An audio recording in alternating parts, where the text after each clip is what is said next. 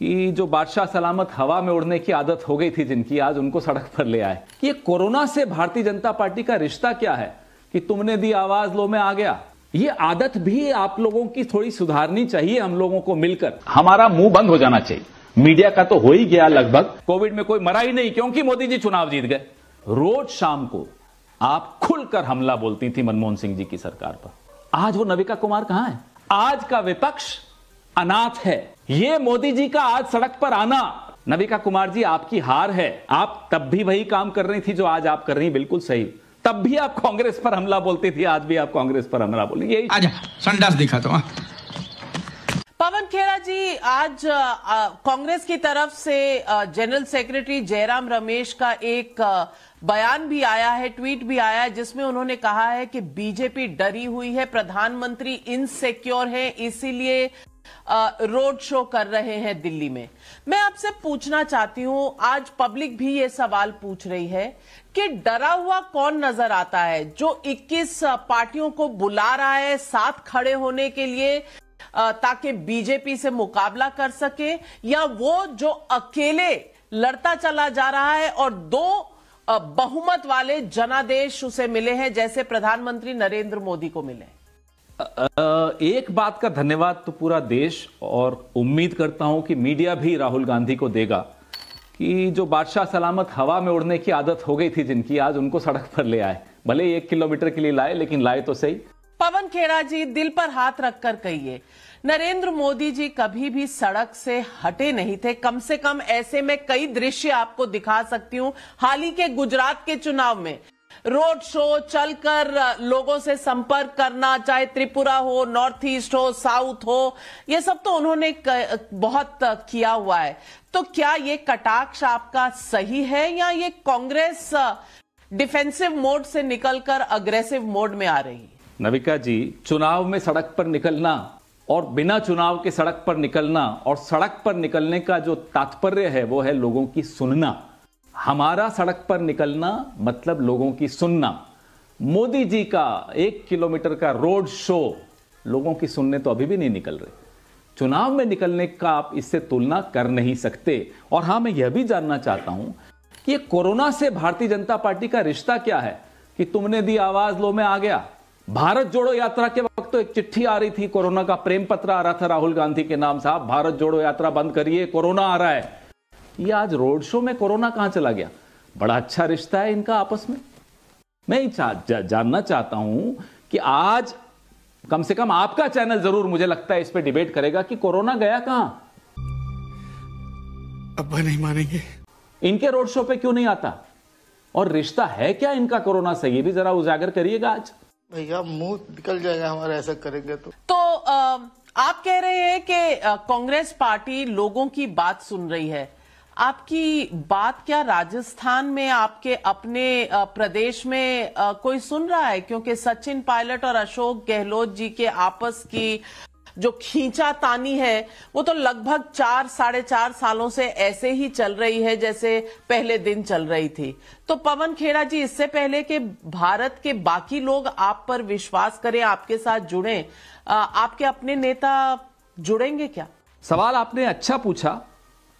Bharatiya Janata party का जो Rajasthan unit है, मुझे नहीं मालूम, शायद आपको जानकारी है या नहीं, कि उसमें कितने गुट हैं।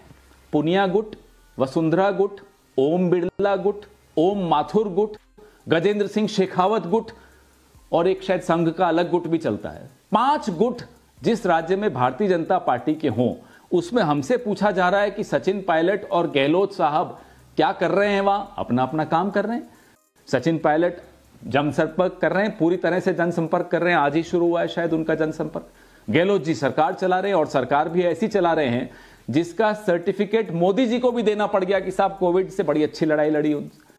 जो हमारी वहां चिरंजीव योजना है, स्वास्थ्य योजना है, जो वादे वहां किए और जो वादे नहीं किए वो भी पूरे किए गए।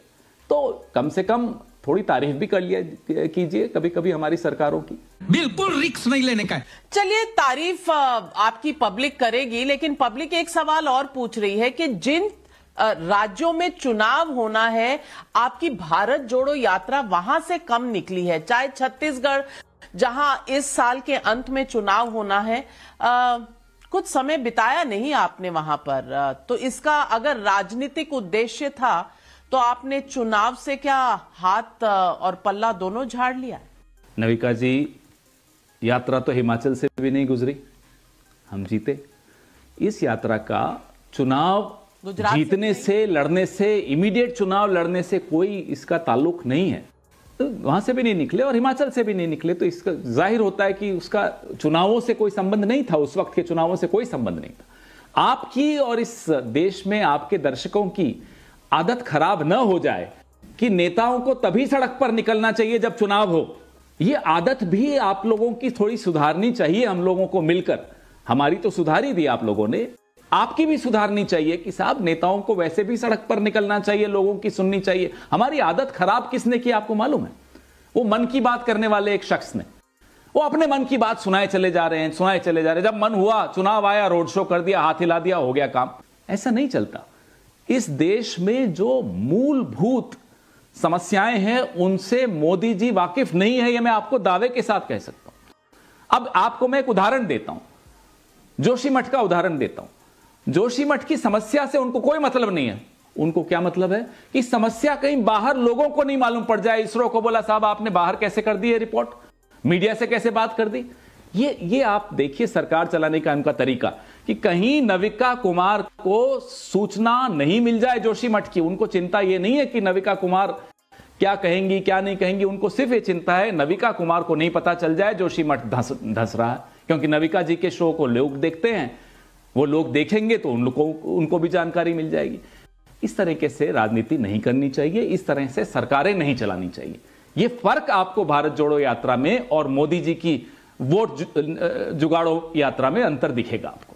पवन खेरा जी, फिर मेरा सवाल आपसे ये है कि अगर इतनी ही बुरी सरकार चला रहे हैं, अगर इतना ही सच छुपा रहे हैं, तो 2 बार जनादेश इतना बहुमत वाला कैसे मिल गया? और सिर्फ लोकसभा के 2 बार नहीं, आप कई राज्यों के। जैसा कि आपने कहा, अब बादशाह सलामत 2 बार चुनाव जीत गए, मतलब हम जो भी उनके खिलाफ बोल रहे हैं, न पेट्रोल की कीमत बढ़ी, न डीजल की कीमत बढ़ी, न लाखों लोग कोविड में मरे, न महंगाई बढ़ी, न बेरोजगारी बढ़ी। हमको हमारा मुंह बंद हो जाना चाहिए। मीडिया का तो हो ही गया लगभग, विपक्ष को भी चुप हो जाना ही क्योंकि मोदी जी 2 बार चुनाव जीत गए। तो साहब, कांग्रेस पार्टी तो इस देश में जितने लोकसभा चुनाव हुए सबसे ज्यादा कांग्रेस जीती।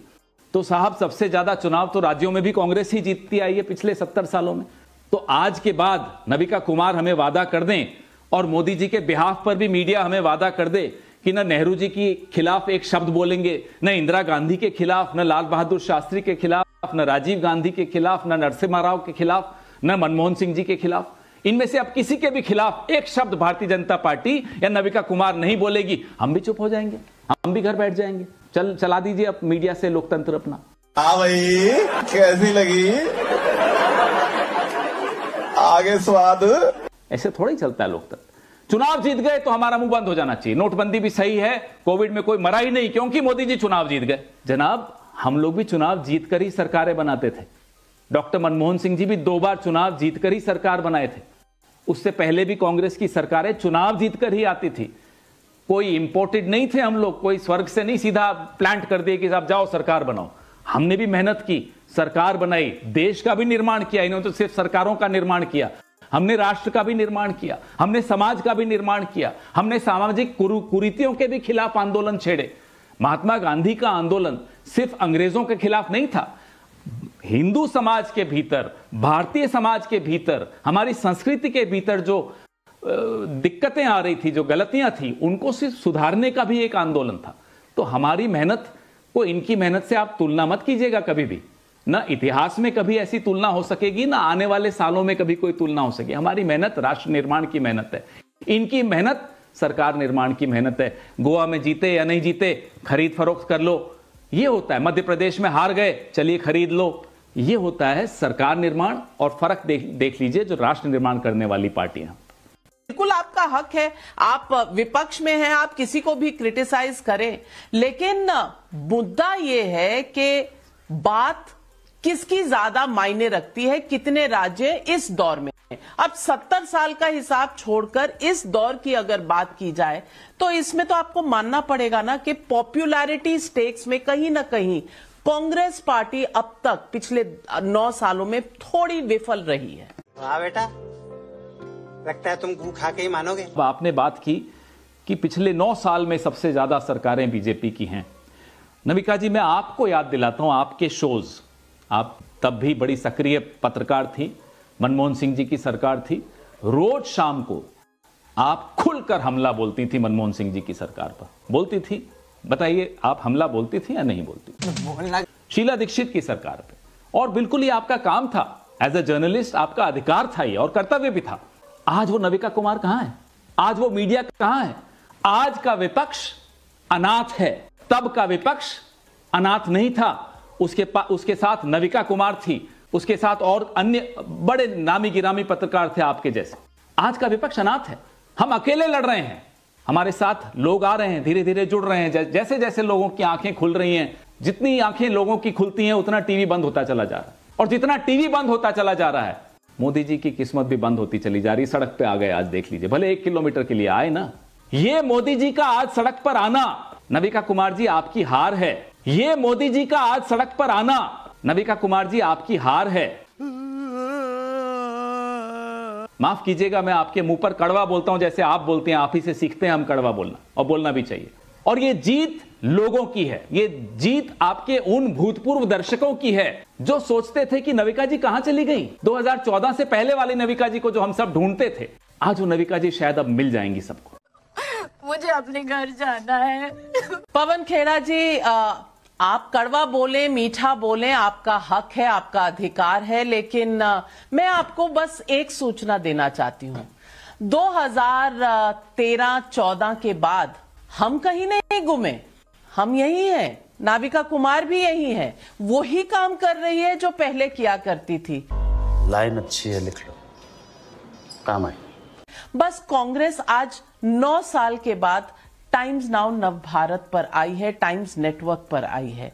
कांग्रेस ने बात करनी बंद कर दी थी, क्योंकि शायद जो पुराने सच थे आपको अच्छे नहीं लगे। आपने सोचा तथ्य नहीं, इंसान पे चले जाओ। आपने नाविका का साथ छोड़ा। नाविका तब भी यही थी, यही काम कर रही थी, अब भी कर रही है, लेकिन आज मिले हैं तो बिल्कुल सकारात्मक काम आप भी कीजिए मीडिया के साथ। उंगली जब उठाएं तो थोड़े अपने सत्यों की तरफ भी देखा करें, लेकिन उम्मीद करते हैं, क्योंकि कंस्ट्रक्टिव क्रिटिसिज्म नेशन बिल्डिंग के लिए जरूरी है। नविका जी बिल्कुल सही बोला आपने, कंस्ट्रक्टिव क्रिटिसिज्म के साथ साथ सिलेक्टिव क्रिटिसिज्म भी नहीं होना चाहिए। आप तब भी वही काम कर रही थी जो आज आप कर रही हैं, बिल्कुल सही। तब भी आप कांग्रेस पर हमला बोलती थी, आज भी आप कांग्रेस पर हमला बोली, यही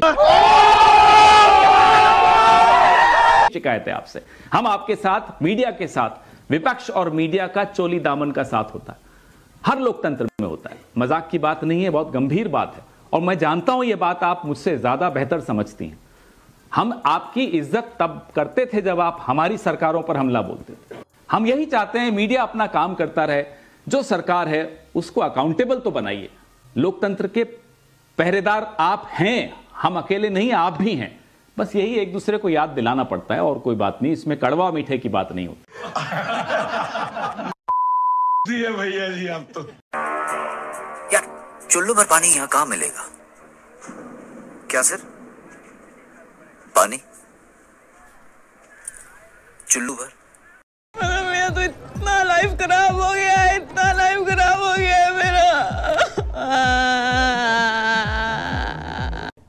अब बताइए मैं क्या करूंगा? एक बहुत सिंपल सी टिप आपके साथ शेयर करती हूँ। अपने हाथ को इस तरह से रखिए। If you look at this from your side, आपका लेफ्ट हैंड आपको बी के जैसे दिखेगा और राइट हैंड आपको डी के जैसे दिखेगा। B and d. B for थोड़ी मदद रखिए। वे मैं तेरा मन पर